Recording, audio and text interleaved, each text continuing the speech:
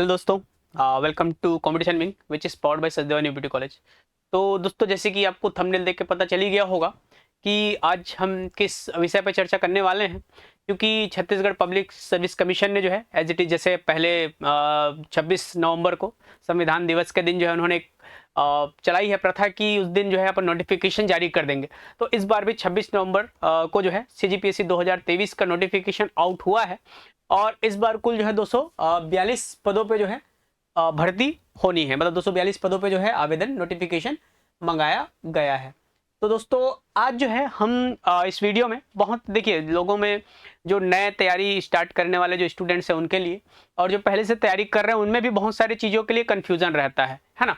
तो आज जो है मैं पूरा एक संपूर्ण चर्चा कर रहा हूँ इस नोटिफिकेशन के ऊपर कि क्या नोटिफिकेशन में जो क्या क्या डिटेल्स हैं, क्या क्वालिफिकेशन होता है।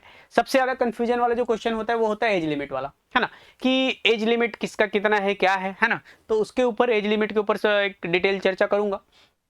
एग्जाम पैटर्न कैसा होता है और पूरा सिलेबस क्या है और कैसे जो है अपन एग्जाम क्वालिफाई कर सकते हैं। तो ये सब चीज़ों पे जो है दोस्तों मैं चर्चा करूंगा डिटेल। जैसे आपको पता है कि ऑफिशियल जो है नोटिफिकेशन में जो है आ चुका है CGPSC का, छत्तीसगढ़ लोक सेवा आयोग का, है ना। तो इस ऑफिशियल नोटिफिकेशन आपको देख रहे हैं, तो इसी के ऊपर मैं जो है पूरा भी चर्चा करने वाला हूँ। तो वीडियो में अंत तक बने रहिए। स्टार्ट करते हैं दोस्तों। सबसे पहले जो है अपन चर्चा करते हैं कि टोटल नंबर ऑफ पोस्ट कितने हैं। ठीक है, तो टोटल नंबर ऑफ पोस्ट जो है 242 पद हैं जिनके लिए नोटिफिकेशन जारी किया गया है। उसमें क्लास 2 और 3, है ना, वर्ग के जो है क्लास 2 और क्लास 3 वर्ग के जो है पदों पे भर्ती होगी। मतलब ये अधिकारी पद होते हैं, है ना, जिसमें अगर मैं कुछ इंपॉर्टेंट पद की बात करूं तो DC डिप्टी कलेक्टर के 8 पद हैं, अकाउंट ऑफिसर के 6 हैं, CO जो है जनपद CO के 10 हैं, है ना। SSO जो होता है सब ऑर्डिनेट अकाउंट जो ऑफिसर होता है ना, 700 बोलते हैं उसको, उसके 23 है। NT नायब तहसीलदार जो सबसे ज़्यादा फेमस पोस्ट है इसमें अभी, तो वो सबसे ज़्यादा वही है 42। उसके अलावा CTI कॉमर्शियल टैक्स इंस्पेक्टर के 44 हैं। इसके अलावा और बहुत सारे पोस्ट हैं, अधिकारी वाले आबकारी निरीक्षक, आबकारी उप निरीक्षक, है ना, और टैक्स इंस्पेक्टर, ये से जो है टैक्स उप निरीक्षक जो है, सब इंस्पेक्टर, ऐसे बहुत सारे पोस्ट जो है इसमें हैं। तो ये टोटल 242 पद हैं। और दोस्तों पता चल रहा है, सुनने में आ रहा है कि पोस्ट और बढ़ सकते हैं, है ना, क्योंकि कुछ कुछ विभाग से अभी भी पोस्ट की जानकारी नहीं मिल पाई थी। 6 विभाग से समथिंग पोस्ट की जानकारी नहीं आई है। तो अगर वहाँ से अगर आता है, जैसे इस बार DSP के पद देखने को नहीं मिल रहे हैं। हर बार DSP के काफ़ी पद होते हैं, इस बार एक भी पद नहीं है। तो किस रीजन से नहीं है ये तो मुझे नहीं पता, बट अगर वहाँ से विभाग से नहीं आया होगा तो ऑब्वियसली जुड़ेगा, है ना। जेल प्रहरी के एक भी पद नहीं है, तो मुझे लगता है कि पुलिस विभाग से अभी डेटा नहीं आया होगा। तो जब आएगा तो मान के चलते हैं कि इस 242 में और जो है पद जुड़ सकते हैं। बट अभी फिलहाल 242 जो पद है वो बहुत है, क्योंकि पिछली बार 210 पदों पे भर्ती हुई थी, उससे 32 ज़्यादा है ना। और 32 ज़्यादा है मतलब काफ़ी सारे पद हैं, है ना। तो अभी पूरा चर्चा करेंगे इसके ऊपर आगे धीरे धीरे जो है कि कैसे जो है सिलेक्शन होता है ना। तो पहले देख लेते हैं फॉर्म फिलिंग, सॉरी फॉर्म हो गया, फॉर्म फिलिंग डेट जो होता है FORM, है ना। फॉर्म फिलिंग डेट जो है 1 दिसंबर 2023 से 30 दिसंबर 2023 तक है। ठीक है, 1 दिसंबर को आपका पोर्टल ओपन हो जाएगा फॉर्म के लिए, है ना। आप अपने फॉर्म फिल कर सकते हैं और अंतिम तिथि जो है 23 दिसंबर है। उसके बाद 2 या 3 दिन जो है त्रुटि सुधार का और दिया जाएगा आप लोग को, है ना। तो 1 दिसंबर से याद रखिए, 1 दिसंबर से 30 दिसंबर तक 30 दिन का समय दिया गया है फॉर्म फिलिंग के लिए। एग्जाम फीस की बात करें तो एग्जाम फीस जो है 0 है, नो एग्जाम फीस आपको, क्योंकि छत्तीसगढ़ शासन ने जो है डिसाइड किया था कि CGPSC और व्यापम के सारे एग्जाम्स जो है निःशुल्क होंगे। तो एग्जाम फी आपका निःशुल्क है। अब एग्जाम डेट की बात करते हैं दोस्तों। तो 3 एग्जाम जो है कैसे होता है, 3 फेज में होता है, प्री, मेंस और इंटरव्यू, है ना। तो सबसे पहले प्री का जो डेट है वो डिक्लेयर हो चुका है, वो है 11 फरवरी 2024। 11 फरवरी 2024 को 2 शिफ्ट में, है ना, 2 पालियों में एग्जाम होता है, आपको पता है 2 पेपर होते हैं, GS का होता है और एक CSET का होता है ना। तो उसके ऊपर भी अभी देखेंगे आगे। 11 तारीख को, 11 फरवरी को आपका प्री का डेट है, तो जो कि ज़्यादा समय नहीं है हमारे पास, क्योंकि अगर देखा जाए दिसंबर और जनवरी सिर्फ 2 महीने हमारे पास अभी बचे हुए हैं, है ना। तो आगे देखते हैं मेंस। अब मेंस जो है 13, 14, 15, 16, है ना, 4 दिन होता है मेंस। जैसे आप लोग दे रहे होंगे तो उनको पता होगा, और जो नहीं दे रहे हैं उनके लिए मैं पूरी डिटेल अभी आगे बताऊंगा। तो 13, 14, 15, 16 जून को जो है 2024 को है ना मेंस का एग्जाम है। मतलब अगर फरवरी के बाद देखें तो मार्च, अप्रैल और मई, सिर्फ 3 महीने का टाइम है आपके पास, है ना। और जून में आपका क्या है, एग्जाम होना है। 3 से 4 महीने में जो है आपका मेंस का एग्जाम ले लिया जाता है ना। काफ़ी सारे सब्जेक्ट्स होते हैं उसमें। अब अगर बोलूँ आगे तो इंटरव्यू का डेट, तो इंटरव्यू का डेट दोस्तों अभी डिक्लेयर नहीं किया गया है। इस बार सबसे नया चीज़ ये है कि इंटरव्यू 100 मार्क्स का, क्योंकि पहले से पहले इंटरव्यू 150 नंबर के होते थे। इंटरव्यू में भी काफ़ी चेंजेस हो जाता था नंबर में, रैंकिंग में, इसलिए इंटरव्यू के मार्क्स को कम किया गया है। तो इंटरव्यू जो है दोस्तों आपका इस बार 100 मार्क्स का है। अब अगर मैं एजुकेशन क्वालिफिकेशन की बात करूं तो एजुकेशन मतलब कौन जो है ये एग्ज़ाम दे सकता है, तो मैं बता देता हूं दोस्तों कि एनी ग्रेजुएट, कोई भी जो किसी भी स्ट्रीम में, साइंस हो या आर्ट्स हो या कॉमर्स हो, जिस भी स्ट्रीम में उन्होंने ग्रेजुएशन की डिग्री ली हुई है, वो ये एग्ज़ाम में अपेयर हो सकते हैं। तो एनी ग्रेजुएट जो है इस एग्ज़ाम में अपेयर हो सकते हैं, ठीक है। तो क्वालिफिकेशन की बात करें तो एनी ग्रेजुएट, कोई भी ग्रेजुएट हो सकते हैं। आगे बढ़ते हैं दोस्तों, एज लिमिट की बात करते हैं, है ना। तो एज लिमिट जो है सबसे ज़्यादा जो क्वेश्चन है जो इसी से आता है कि हम दे सकते हैं नहीं दे सकते हैं, या किस एज तक वाले जो है इसको दे सकते हैं। तो मैं बता देता हूँ कि एज लिमिट जो है इसके लिए रखा गया है 21 साल से 30 साल। तो जो जनरल वाले कैटेगरी वाले स्टूडेंट्स हैं वो 21 से 30 साल तक एग्जाम दे सकते हैं। क्योंकि देखिए पीएससी का एग्जाम जो है छत्तीसगढ़ और छत्तीसगढ़ के बाहर के लोग भी दे सकते हैं, है ना, आउट ऑफ छत्तीसगढ़ वाले। तो ये उनके लिए है 21 से 30 वर्ष, आउट ऑफ छत्तीसगढ़ वाले। और डीएसपी के जो पद होते हैं उसके लिए जो एज लिमिट होता है वो 21 से 28 साल होता है, ठीक है। तो ये डीएसपी के लिए है मात्र, ठीक है, 21 से 28 वाला। बाकी सबके लिए 21 से 30, मिनिमम 21 मैक्सिमम 30, ठीक है। अब जो स्थानीय निवासी है, जो सीजी डोमिसाइल वाले हैं, छत्तीसगढ़ के जो स्थानीय निवासी हैं, उनको छूट दिया गया है 35 वर्ष तक, और उसमें और 5 वर्ष का जो शिक्षित बेरोजगार है उनको दिया गया है, ठीक है। 35 वर्ष स्थानीय निवासियों के लिए है, और जो बेरोजगार साथी हैं, ठीक है, युवा जो तैयारी कर रहे हैं, जो सरकारी नौकरी में नहीं है, उनके लिए जो है 5 वर्ष और बढ़ा के, मतलब टोटल 40 वर्ष तक जो है आप एग्जाम दे सकते हैं। जनरल कैटेगरी वाले, अगर आप जनरल कैटेगरी से आते हैं और स्थानीय निवासी हैं तो 40 वर्ष तक दे सकते हैं, ठीक है। वहीं अगर आप शासकीय सेवक हैं तो आपको ये एज लिमिट जो है 38 ईयर्स, 38 साल तक के लिए है। शासकीय सेवकों के लिए जो एज लिमिट है वो कितनी है, 38 ईयर्स, 38 साल तक आप जो है एग्जाम दे सकते हैं अगर आप किसी सरकारी नौकरी में हैं तो। अब वही ST SC OBC जो कैटेगरी वाले हैं, है ना, उनके लिए इस 40 में और 5 वर्ष की छूट होती है, ठीक है। तो वो जो है कितना साल हो जाता है आपका, 40 + 5 45 वर्ष।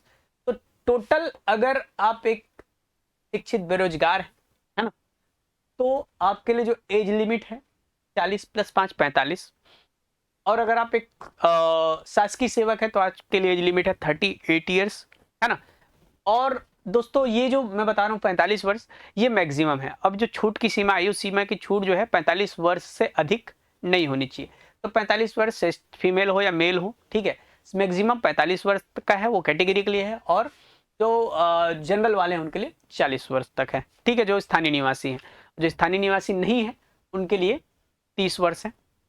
ये आपको अगर एज क्राइटेरिया में कुछ कन्फ्यूजन हो तो आप मुझे कमेंट बॉक्स में भी पूछ सकते हैं कि क्या और कुछ डिटेल्स है वो, ठीक है। अब आगे मैं देखता हूं कि शारीरिक मापदंड। तो देखिए जनरली जो जितने भी पोस्ट हैं, DSP, sorry, deputy collector, account officer और ये सारे एनएनटी वगैरह के लिए कोई शारीरिक मापदंड नहीं होता है, ठीक है। लेकिन जो पुलिस विभाग में कुछ पद हैं, जैसे डीएसपी होता है ना, जेल सुप्रिटेंडेंट होता है, असिस्टेंट जेल सुप्रिटेंडेंट होता है ना, तो उनके लिए जो है एक शारीरिक मापदंड रखा गया है। और साथ ही साथ आबकारी अधिकारी वगैरह जो वाला पोस्ट है उनके लिए भी शारीरिक मापदंड रखा गया है। तो इस डीएसपी जेल सुप्रिटेंडेंट इनके लिए जो है वो आपको 168 सेंटीमीटर की हाइट होनी चाहिए मेल के लिए, और फीमेल के लिए होनी चाहिए 155 सेंटीमीटर। ये मिनिमम हाइट है, इतनी आपकी ऊंचाई होनी चाहिए, 168 और 155 सेंटीमीटर। साथ ही जो है एक्सपांशन भी देखते हैं आपके सीने का, है ना, तो वो भी 5 सेंटीमीटर का एक्सपांशन होना चाहिए। क्राइटेरिया है 84 सेंटीमीटर, एक्सपांशन के बाद मेल के लिए 89 सेंटीमीटर, ठीक है। वैसे ही फीमेल के लिए भी है ना, 5 सेंटीमीटर का एक्सपांशन होता है, उनके लिए 84 से कम है, वो शायद 79 और 84 तक है, ऐसा कुछ है, ठीक है। फीमेल का एग्जैक्ट याद नहीं आ रहा मुझे, बट मेल का इतना है, 5 सेंटीमीटर का एक्सपांशन होना चाहिए, ठीक है। तो ये हो गया आपका एज क्राइटेरिया और शारीरिक मापदंड से संबंधित जो कंफ्यूजन थे। आगे देखते हैं एग्जाम पैटर्न। तो दोस्तों जो एग्जाम दे रहे हैं उनको तो पता ही है कैसे होता है एग्जाम, लेकिन फिर भी उनके लिए भी ये वीडियो महत्वपूर्ण है। और जो एग्जाम पहली बार देंगे, जो पहली बार अपेयर हो रहे हैं, ठीक है, पीएससी में, उनके लिए ये बहुत महत्वपूर्ण है कि क्या होता है। तो देखिए, सबसे पहले 3 फेज मैंने बताया, प्री, मेंस और इंटरव्यू। तो सबसे पहला फेज जो होता है वो होता है प्री का, है ना दोस्तों। तो प्री में जो है 2 पेपर होते हैं, 2 पालियों में प्री होता है। प्रिलिमिनरी एग्जाम बोलते हैं उसको, प्रिलिमिनरी एग्जामिनेशन, है ना। तो वो आपको क्वालिफाई करना होता है, ठीक है। प्री जब क्वालिफाई, क्योंकि क्वालिफाइंग एग्जाम ही है वो, जब आप क्वालिफाइंग करेंगे तो आपका मेंस का एग्जाम होगा, मेंस के बाद आपका इंटरव्यू होगा, और मेंस और इंटरव्यू के मार्क्स जुड़ के जो है आपका मेरिट बनता है, ठीक है। तो सबसे पहले प्री मैंने बताया कि क्वालिफाइंग है, ठीक है। तो क्वालिफाइंग है, उसके लिए 2 पेपर होता है, ठीक है। तो 2 पेपर में जो है आपका होता है, पेपर 1 जो होता है वो जीएस का होता है, जो मॉर्निंग शिफ्ट में होता है। जीएस में जो है 2 पेपर होते हैं, छत्तीसगढ़ के जीएस जनरल स्टडीज और इंडिया के जीएस नेशनल लेवल के जनरल स्टडीज। अब सीजीजीएस का सिलेबस अगर मैं बताऊं तो बहुत बृहद सिलेबस है। जियोग्राफी, हिस्ट्री, पॉलिटी, इकोनॉमिक्स, राज्य व्यवस्था, ये सारी चीजें जो हैं, आर्ट एंड कल्चर, ट्राइब, ठीक है, ये सब चीज जो है आपके सीजीजीएस के अंदर आता है, छत्तीसगढ़ से संबंधित वाले में, ठीक है। उसके बाद इंडिया जीएस में जो है वही हिस्ट्री, पॉलिटी, जियोग्राफी, इकोनॉमिक्स, है ना, फिलोसॉफी, ये सबसे क्वेश्चन इंडिया जीएस में पूछे जाते हैं। सिलेबस आपको पीडीएफ में मिल जाएगा, है ना। पीडीएफ आप आसानी से सीजीपीएससी के वेबसाइट में जाके डाउनलोड कर सकते हैं, तो उसमें कंप्लीट सिलेबस आपको मिल जाएगा दोस्तों। तो ये हो गया।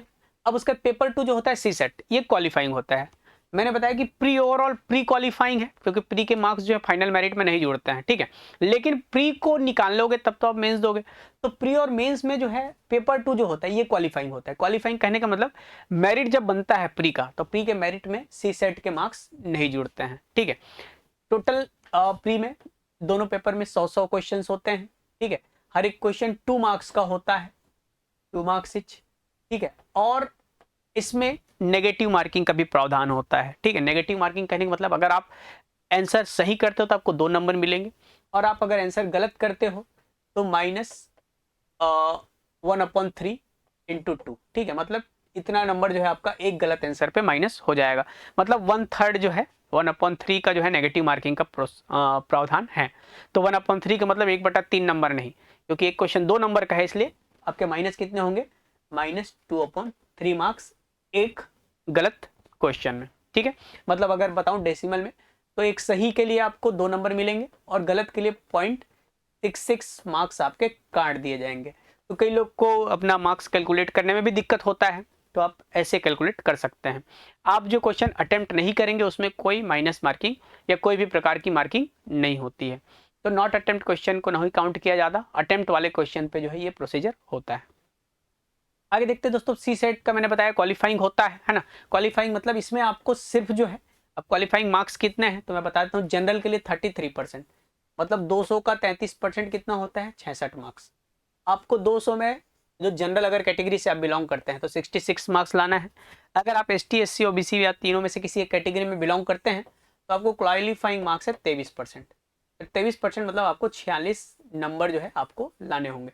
अच्छा, ये सिर्फ इसमें नहीं होता है, ठीक है, ये दोनों पेपर में होता है। आप जब दोनों पेपर में मिनिमम 23 और 33 मार्क्स लाएंगे तब आपका पेपर आगे चेक होगा, जिसमें आप इसमें पेपर 2 में आप अगर क्वालिफाई हो गए तो फिर ये इसको साइड कर दिया जाता है। अब उसमें देखा जाएगा कि आप उसमें 23 या 33 लाए हैं कि नहीं लाए हैं।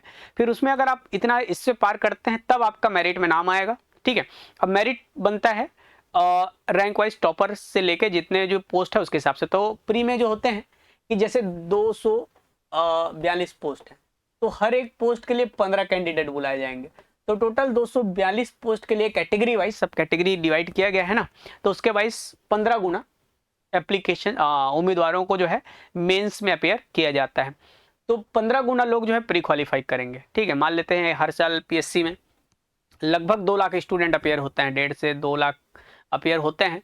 उसमें से 242 का जो अगर 15 गुना मैं करूं तो 200 का 15 गुना लगभग 3000 होता है, और 42 का 15 गुना जो है 600, तो मतलब 3600। लेकिन लगभग 3600 से 3700 स्टूडेंट, मतलब 4000 अगर एक मोटा मोटा राउंड अप करें, है ना, तो 2 लाख में सिर्फ 4000 स्टूडेंट प्री क्वालिफाई करते हैं और वो मेंस का एग्जाम देते हैं, ठीक है। तो ये दोस्तों आपको मेहनत करना है, ठीक है।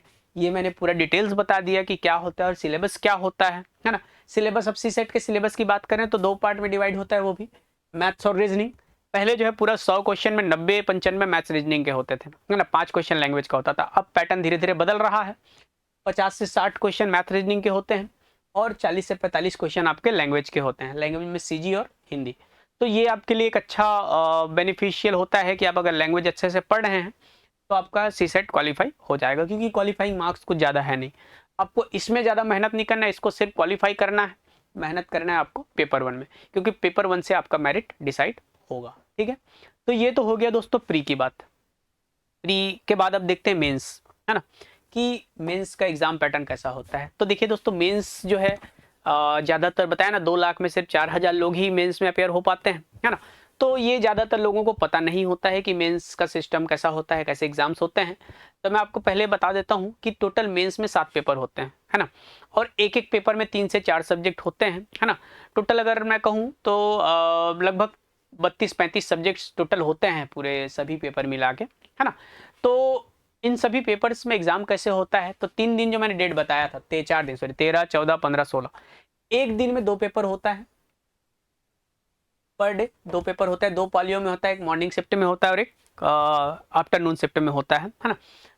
एक पेपर जो है 200 मार्क्स का होता है, 200 मार्क्स का पेपर होता है, ठीक है, जिसमें 2 नंबर से लेके 15 नंबर तक के क्वेश्चंस होते हैं। 2 मार्क्स के क्वेश्चन होंगे, फिर 4 मार्क्स वाले होंगे, फिर 8 वाले होते हैं, फिर 8 के बाद 10 मार्क्स वाले क्वेश्चन होते हैं, उसके बाद 15 मार्क्स वाले क्वेश्चन होते हैं। उसमें वर्ड लिमिट होता है, 2 मार्क्स में 30 शब्द, 4 मार्क्स में 60 शब्द के आंसर लिखने होते हैं। 8 मार्क्स वाले में आपको 100 शब्द मिलते हैं लिखने के लिए। और वो कैसे होता है, एक क्वेश्चन लिखा रहेगा, उसके नीचे आपको लाइन दिया जाएगा। एडिशनल आपको अपने हिसाब से आंसर शीट नहीं दिया जाता है, उस लाइन और प्रॉपर जो जगह दिया है उतने में ही आपको अपना आंसर कंप्लीट करना है, ठीक है। जितने आपका नॉलेज है वो सबको उसमें डालना है। 8 मार्क्स के लिए 100 शब्द होते हैं, 10 मार्क्स के लिए 150 शब्द के होते हैं, और 15 मार्क्स वाले के लिए जो है लगभग शायद 200 या 225 शब्द समथिंग होता है, ठीक है, मुझे एकदम एग्जैक्ट याद नहीं आ रहा है। तो इतने शब्द जो हैं आपको लिखने होंगे, ठीक है।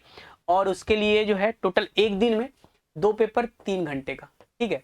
3 घंटे मॉर्निंग शिफ्ट में 9 से 12 होता है, फिर दूसरा जो है 2 से 5 होता है 3 घंटे का। मतलब एक दिन में आपको 6 घंटे लगातार लिखने हैं, ठीक है, इतने सारे क्वेश्चन 200 मार्क्स के, ठीक है दोस्तों। अब ये तो हो गया आपका 2 पेपर पर डे। वैसे 3 दिन में 2-2 पेपर मिला के 6 पेपर होता है, और जो चौथा दिन होता है उसमें लास्ट पेपर होता है, पेपर 7, ठीक है। एक ही पेपर होता है उस दिन, 12 बजे पेपर आपका खत्म हो जाता है। तो अब पेपर 1 to 7 जो है इसके सिलेबस के बारे में डिस्कस करते हैं कि क्या होता है। तो पेपर 1 जो होता है वो लैंग्वेज होता है दोस्तों। लैंग्वेज में हिंदी, सीजी और इंग्लिश, ठीक है। हिंदी लैंग्वेज, इंग्लिश लैंग्वेज और छत्तीसगढ़ी लैंग्वेज, ये तीनों का मिक्सचर होता है। हिंदी के जो क्वेश्चन होते हैं वो 100 होते हैं, और बाकी ये दोनों के 50 और 50, तो टोटल 200 मार्क्स ऐसे हो गए। वैसे ही पेपर 2 एसे का होता है ना। तो एसे में जो है नेशनल इंटरनेशनल जो रिलेटेड करंट अफेयर्स के जो है टॉपिक्स होते हैं, और दूसरा होता है सीजी वाला छत्तीसगढ़ का, ठीक है। 2 पार्ट में होता है। इसके 2 एसे लिखने को टोटल 4 एसे होते हैं। 2 ऐसे नेशनल इंटरनेशनल इशू से रिलेटेड, और 2 ऐसे जो है छत्तीसगढ़ से रिलेटेड इशू से। इसके लिए आपको 50 मार्क्स के 4 ऐसे लिखने होते हैं, ठीक है। और एक ऐसे के लिए एक शब्द सीमा होती है 500 शब्दों की, ठीक है। तो उतने में आपको जो है अपना ऐसे कंप्लीट करना होता है, ठीक है। तो ये हो गया। अब ऐसे के बाद जो है पेपर 3 जो होता है वो होता है हिस्ट्री, जिसमें इंडिया हिस्ट्री पार्ट 1 में होता है, और सेकंड पार्ट में पॉलिटी और पब्लिक एडमिनिस्ट्रेशन होता है, ठीक है। पार्ट 1 75 मार्क्स का होता है, पार्ट 2 50 मार्क्स का होता है, और पार्ट 3 में होता है सीजी हिस्ट्री, जो कि कितने मार्क्स का होता है 75। 75 प्लस 75 और बीच वाला जो होता है वो 50, तो 150 प्लस 50 200 मार्क्स, है ना। तो 200 मार्क्स का पेपर 3 हो गया। इस पेपर को अधिकतर लोग सबसे टफ बोलते हैं, क्योंकि बहुत लंबा सिलेबस है इसका, है ना। लेकिन उससे भी टफ ये पेपर हो जाता है कभी कभी जो नॉन साइंस बैकग्राउंड वाले हैं, क्योंकि पेपर 4 जो है प्योर साइंस और मैथ्स वाला होता है, ठीक है। साइंस में फिजिक्स, केमिस्ट्री, बायोलॉजी, है ना, पहला पार्ट में होता है 75 नंबर का। दूसरा पार्ट मैथ्स और रीजनिंग का होता है जो 50 नंबर का होता है, और तीसरा पार्ट इन्वायरमेंट एंड टेक्नोलॉजी, ठीक है, इन्वायरमेंट एंड टेक्नोलॉजी का होता है, जो कि 75 मार्क्स के होते हैं। तो ऐसे जो है पेपर 4 होता है, ठीक है। उसका सिलेबस वही 10th लेवल का सिलेबस होता है, और सिलेबस आपको आसानी से कहाँ मिल जाएगा, अपने PDF में मिल जाएगा। पेपर 5 जो होता है वैसा ही होता है, इंडिया और सीजी के इकोनॉमिक्स होते हैं पार्ट 1 में, है ना, जो 75 मार्क्स का होता है, इसमें दोनों कंबाइन होता है पार्ट 1 में। पार्ट 2 में जो है आपका जियोग्राफी होता है, ठीक है, इंडिया जियोग्राफी होता है 50 मार्क्स का, है ना, 50 मार्क्स का, और सीजी का जो जियोग्राफी होता है वो होता है 75 मार्क्स। तो इसमें जियोग्राफी में इंडिया और सीजी दोनों होता है 50 और 75 में, ठीक है। वही फिलोसॉफी की बात करें यहाँ पेपर 6 की, तो फिलोसॉफी पहला पार्ट होता है जो 75 मार्क्स का होता है, 50 मार्क्स का सोशियोलॉजी होता है, और छत्तीसगढ़ आर्ट कल्चर और ट्राइब के जो है 75 मार्क्स के क्वेश्चन होते हैं, ठीक है। तो ये हो गया पेपर 6 का।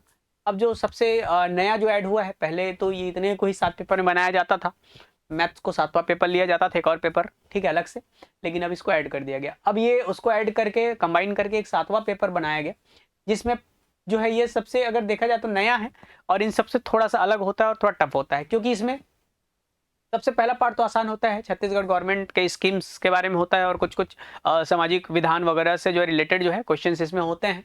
पार्ट 1 में दोनों होता है, एक्ट और ये सीजी स्कीम्स, और जो सेकंड जो पार्ट होता है वो होता है इंटरनेशनल रिलेशनशिप, ये 75 मार्क्स का हो गया। आईआर जो है इंटरनेशनल रिलेशनशिप 50 मार्क्स का होता है। इंटरनेशनल रिलेशनशिप में वही आप अगर देखेंगे, है ना, तो यूनाइटेड नेशंस और उसके बॉडीज और ये सब के बारे में पढ़ना होता है, और इसमें इंक्लूड होता है स्पोर्ट्स, ठीक है। तो पार्ट 2 में स्पोर्ट्स भी होता है जो 50 नंबर में कंबाइन होता है। पार्ट 3 जो होता है वो ह्यूमन रिसोर्स, ठीक है। तो ह्यूमन रिसोर्स मतलब आप समझ पा रहे होंगे कि कॉलेज, स्कूल्स और जो बहुत सारे जो इंस्टीट्यूट्स हैं उनके बारे में सब पूछा जाता है ना। तो ये आपका सिलेबस इसका भी मिल जाएगा पूरा, है ना। तो ये होता है दोस्तों 7 पेपर का पूरा सिस्टम। 7 पेपर कैसे होता है, कितने कॉम्प्लिकेटेड होते हैं, है ना, क्योंकि देखिए अगर आप फर्स्ट टाइमर हैं, है ना, अगर आप पहली बार प्री दे के मेंस प्री निकाल लिए, मेंस में देंगे तो आपको तकलीफ ये होगी लिखने में, क्योंकि आपको राइटिंग प्रैक्टिस करनी पड़ेगी। तो मेंस अगर आप देना चाहते हैं, क्योंकि देखिए एक दिन में 200 पेपर मार्क्स के 2 पेपर लिखने में हाथ दुख जाता है, ठीक है, लगातार 3 दिन, तो और वो भी एक एक दिन में जो है लगभग आपके 7 से 8 सब्जेक्ट पर डे आपको देना है ना। तो उस हिसाब से आप प्रिपेयर करके जाएंगे। आप प्रैक्टिस, रिटर्न प्रैक्टिस, लिखने की प्रैक्टिस डेली कीजिए, है ना, और माइंड को साफ कीजिए ताकि बहुत सारे सब्जेक्ट आपको एक साथ याद रहें, है ना। तो अभी से आपको भेजना पड़ेगा, तभी प्री निकलेगा, और प्री निकलेगा तभी आपका क्या है मेंस। अब ये पेपर भी क्वालिफाइंग होते हैं, क्वालिफाइंग मार्क्स इसमें मिनिमम क्वालिफाइंग मार्क्स होते हैं। जनरल कैटेगरी से अगर आप बिलोंग करते हैं तो सभी पेपर में 200 में 33% मतलब 66 मार्क्स लाएंगे, तब आप मेरिट में आ पाएंगे, है ना। और ओबीसी वाले और जनरल एसटी एससी वालों के लिए 23% होता है क्वालिफाइंग मार्क्स, मतलब आपको 200 में सिर्फ 46 नंबर लाना है, तभी आप जो है मेरिट में शामिल होंगे। इसका मतलब ये नहीं कि आपका नाम मेरिट में आ जाएगा, उसके बाद मेरिट लिस्ट बनेगी, ठीक है। उसके बाद देखते हैं, अब ये दो फेज हो गए, तीसरा फेज हो गया जो इस 7 पेपर में जो 1400 मार्क्स का होता है ना। इस 1400 मार्क्स में मेरिट बनेगा, मेरिट में जो रहेंगे, है ना। अब इसमें कितने लोगों को बुलाया जाता है दोस्तों मैं बता देता हूँ, कि जितने भी पोस्ट है ना, उसका 3 गुना, तो 3 गुना लोगों को जो है मेंस से जो है इंटरव्यू के लिए कॉल किया जाता है। मतलब अगर आप 4000 कैंडिडेट अपेयर हो रहे हैं मेंस के लिए, तो 4000 का 3 गुना मतलब 1200, सिर्फ 1200 कैंडिडेट। अब आप देख लीजिए फिल्टर कैसे हो रहा है, 2 लाख से बच गए कितने, 1200। ये 1200 को जो है क्या किया जाएगा, 1200 से तो कम ही है, क्योंकि 242 है, मतलब 242 मतलब लगभग वो जो है 6 और 4 मतलब 800 के आसपास, 8 या 900 के आसपास जो है लोगों को बुलाया जाएगा, 800 के आसपास, सॉरी मैं 1200 कर दिया ना, 3 900 ज़्यादा कर दिया मैं, है ना। लगभग 8 से 900 स्टूडेंट को जो है 8 से 900 मतलब अब देखिए 2 लाख से जो है 800 में आ गए हम, है ना। तो 800 स्टूडेंट लगभग अप्रोक्सीमेट है ये, आप उसको मल्टीप्लाई कर सकते हैं 242 को 3 से, आपको समझ में आ जाएगा, है ना। तो 800 से 900 स्टूडेंट्स को जो है सिर्फ इंटरव्यू के लिए बुलाया जाएगा। ये अभी यहाँ पे खेल खत्म नहीं हुआ है, 2 लाख में 800 हो गए हैं, लेकिन अब मेन खेल होगा यहाँ पे ये जो 100 मार्क्स का इंटरव्यू है उसमें, ठीक है। ये अपडेटेड मार्क्स है, मैंने बताया इससे पहले 150 का हुआ करता था, पहली बार जो है 100 मार्क्स का इंटरव्यू होगा, ठीक है। 100 मार्क्स के इंटरव्यू होंगे, और 1400 में जो आप जितना मार्क्स पाए हैं, ठीक है, मतलब 100 प्लस 1400 टोटल 1500 में आपका मेरिट बनेगा, ठीक है। इसको जोड़ने के बाद जो मेरिट में होंगे मतलब 242 रैंक तक में जो होंगे, है ना, कैटेगरी के हिसाब से जैसा भी अपना जमता है ना। तो कैटेगरी के हिसाब से अब लास्ट में फिल्टर में 800 में से सिर्फ कितने बचेंगे, जो इस बार अगर देखा जाए तो 242 स्टूडेंट बचेंगे जो फाइनल पोस्ट लेंगे, ठीक है दोस्तों। तो ये सफर ऐसे चालू होता है 2 लाख स्टूडेंट से, और खत्म होता है 200 स्टूडेंट पे, है ना। 200 लोगों को जो है अल्टीमेटली पोस्टिंग मिल पाती है। तो इतना आसान भी नहीं है, लेकिन इतना मुश्किल भी नहीं है कि नहीं किया जा सके, है ना। तो आप जो है तैयारी करते रहेंगे, है ना, अपनी तैयारी जारी रखेंगे तो बिल्कुल दोस्तों आपको सफलता मिलेगी, है ना। और सफलता पाने के लिए जो है आपको प्रैक्टिस करना जरूरी है, ठीक है। तो मैं दोस्तों आपको एक और चीज बताना चाहूंगा कि कंपटीशन विंग जो है आपके लिए लेके आए हैं टेस्ट सीरीज। CGPSC प्री के जो है टेस्ट सीरीज हमारे यहाँ चल रही है, ठीक है, जिसकी फीस बहुत ही न्यूनतम है। सिर्फ 449 रुपये फीस में आप या तो ऑनलाइन या तो ऑफलाइन, हमारे पास दोनों मोड में जो है टेस्ट सीरीज अवेलेबल है। 19 टोटल टेस्ट होने हैं, ठीक है, जिसमें आपके जो एग्जाम पैटर्न पर आधारित जो है, क्योंकि पिछले बार भी हमने टेस्ट सीरीज कराया था, उसमें काफ़ी सारे क्वेश्चंस हमारे एग्जाम्स में आए टेस्ट सीरीज से, है ना। इस बार भी जो है हम वही टेस्ट सीरीज कर रहे हैं। 19 टेस्ट सीरीज है, टेस्ट सीरीज स्टार्ट हो चुकी है। आप ज्वाइन करेंगे तो एक दो टेस्ट हो चुका है, उसके भी पेपर आपको ऑनलाइन मिल जाएंगे जो आप दे सकते हैं। तो ऑनलाइन या ऑफलाइन आप दोनों मोड में ज्वाइन कर सकते हैं बहुत ही नॉमिनल फीस के साथ। क्योंकि देखिए दोस्तों, अगर आप तैयारी कर रहे हैं, देखिए मैंने वही बताया कि कैसे तैयारी करना है। तो तैयारी कैसे करेंगे हम लोग? सबसे पहले तो हमको सिलेबस निकालना है। सिलेबस क्या है ना। सिलेबस को अगर हम देखें तो सिलेबस के बाद जो है हमको एक रणनीति बनानी है, क्योंकि हमारे पास अभी सिर्फ 2 महीने हैं। 2 महीने में हमको CG का पूरा GS वाला पोर्शन करना है और इंडिया का GS वाला पूरा पोर्शन जो है हमको क्या करना है, कंप्लीट करना है ना। तो ये दोनों पोर्शन अगर हमको कंप्लीट करना है तो उसके लिए एक रणनीति की जरूरत है ना। अब हम पढ़ेंगे, तैयारी करेंगे, फिर उसको प्रैक्टिस भी तो करना जरूरी है कि हमारी पढ़ाई का लेवल क्या है ना। तो उसके लिए हमको कंपटीशन में कुछ लोग चाहिए। तो उसके लिए जो है दोस्तों हम आपके लिए लेके आए हैं टेस्ट सीरीज। आप जो है हमारे डिस्क्रिप्शन में देख सकते हैं, यहाँ कॉन्टैक्ट नंबर यहाँ भी लिखा हुआ है। इस कॉन्टैक्ट नंबर पे भी कॉल कर सकते हैं, या तो डायरेक्ट आप हमारे एप्लीकेशन में जाएंगे तो ऐप डाउनलोड करेंगे, वहाँ पे आपको पूरा डिटेल मिल जाएगा कि आपको क्या करना है, कैसे करना है। आप वहाँ से डायरेक्ट परचेज भी कर सकते हो या ऑफलाइन आके भी परचेज कर सकते हो। दोनों मोड में हमारे टेस्ट अवेलेबल हैं। उसके अलावा दोस्तों हमारा एक मैगजीन, मंथली मैगजीन आता है जो करंट अफेयर्स से रिलेटेड होता है, परीक्षा सोपान से, परीक्षा सोपान के नाम से कंपटीशन विंग का, है ना। तो आप इसमें भी जो है करंट अफेयर्स, क्योंकि देखिए उसमें जो है प्री में करंट अफेयर्स के टॉपिक्स होते ही हैं, मेंस में भी जो है आप स्कीम्स वगैरह देखें तो उससे क्वेश्चंस आते हैं। तो प्री अगर निकालना है तो उसके लिए करंट अफेयर्स भी काफ़ी महत्वपूर्ण होता है। तो मार्केट से जो है आपको परीक्षा सोपान अभी अवेलेबल है, आप जाके बुक डिपो में परचेस कर सकते हैं। तो ये तो रहा दोस्तों आज का वीडियो पूरा। आपको जो पूरी डिटेल्स हैं आप डिस्क्रिप्शन में आपको मिल जाएगा, कांटेक्ट नंबर, व्हाट्सअप डिटेल, है ना। एक लिंक भी आपको जो है डिस्क्रिप्शन में बॉक्स में मिल जाएंगे, है ना। और अगर आपको कुछ इससे रिलेटेड और कोई क्वेरीज है तो आप जो है हमें डायरेक्ट हमारे नंबर पे जो आपको हमने दिया था इससे पहले स्क्रीन में, है ना, इस नंबर पे जो है आप कॉल करके जो है हमको कॉन्टेक्ट कर सकते हैं और जानकारी ले सकते हैं।